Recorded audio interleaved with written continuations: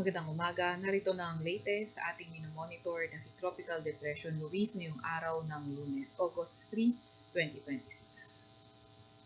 Narito ang ating latest satellite image kung saan ito ngang si Tropical Depression Luis kaninang alauna ng madaling araw huling namataan sa layong 125 km silangan ng Baler, Aurora. Ito ay nagtataglay ng lakas na hangin na 55 km per hour malapit sa sentro at bugso na abot sa 70 km per hour. Kumikilo sa direksyong west-northwest sa bilis na 15 km per hour. Ito ang si Tropical Depression Luis ay nagdadala pa rin ng mga paulan sa malaking bahagi pa rin ng Luzon area.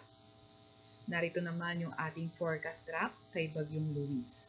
So inaasahan nga natin in the next 12 hours, posible nitong maabot ang tropical storm category habang bumabaybay sa karagatan silangan ng Pilipinas. At nakikita nga natin na may possibility na ito ay magkaroon ng close approach or landfall sa may silangang bahagi ng northern Luzon area. And then, once na ito ay magkaroon ng landfall or close approach, posible na nga magsimula yung kanyang weakening trend. At ito ay by around Wednesday ay posible na nga lang maging isang remnant low.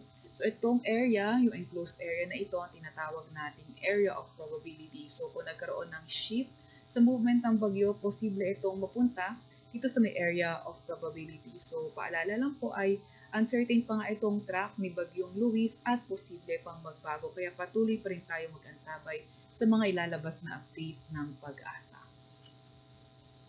Ito naman yung mga areas na may tropical cyclone wind signal. So signal number 1, yung inaasahan natin sa may central at eastern portion ng Cagayan, sa may Quirino, eastern at southern portion ng Apayao, sa may eastern portion ng Kalinga, sa may eastern portion ng Mountain Province, eastern portion ng Ifugao, sa may Quirino, sa may northern portion ng Aurora, sa may Polillo Islands at sa may Camarines Norte. Ito naman yung ating weather advisory updated kaninang 11 PM kung saan kagabi hanggang bukas ng gabi ay posible yung 50 to 100 mm ng mga pag-ulan sa may Cagayan, Isabela, Quirino, Nueva Vizcaya, Benguet, La Union, Pangasinan, Tarlac, Zambales, Nueva Ecija, Aurora, Bulacan at Quezon. So pag 50 to 100 mm yung mga pag-ulan, posible yung mga flooding sa urbanized, low-lying near rivers at landslide sa mga highly susceptible areas. Tomorrow evening naman to Tuesday evening, 100 to 200 mm ng mga pag-ulan, posible sa Pangasinan at Zambales. 50 to 100 mm ng mga pag-ulan naman sa Ilocos Sur, La Union, Benguet, Nueva Vizcaya, Quirino, Isabela, Aurora, Nueva Ecija, Tarlac, Pampanga, Bulacan, Metro Manila, sa may Rizal, Bataan, Cavite, Batangas at Occidental Mindoro. Tuesday evening to Wednesday evening, 100 to 200 mm ng mga pag-ulan posible sa may Zambales, Bataan at Occidental Mindoro. So kapag 100 to 200 mm yung mga pag-ulan, yung flooding events likely sa mga areas urbanized, low-lying at near rivers. At 50 to 100 mm naman sa lugar ng La Union, Benguet, Pangasinan, Tarlac, Nueva Ecija, Pampanga, Bulacan, sa may Rizal, Metro Manila, Laguna, Cavite, Batangas at Antique.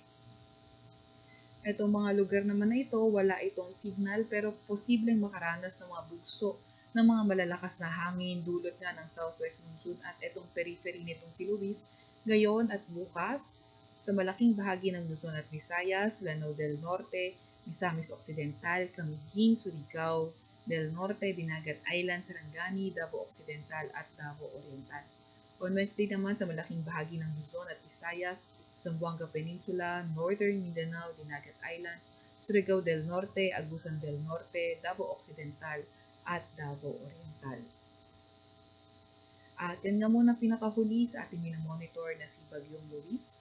Mula sa Weather Forecasting Center ng Pag-asa, Veronica C. Torres, nag-ulat.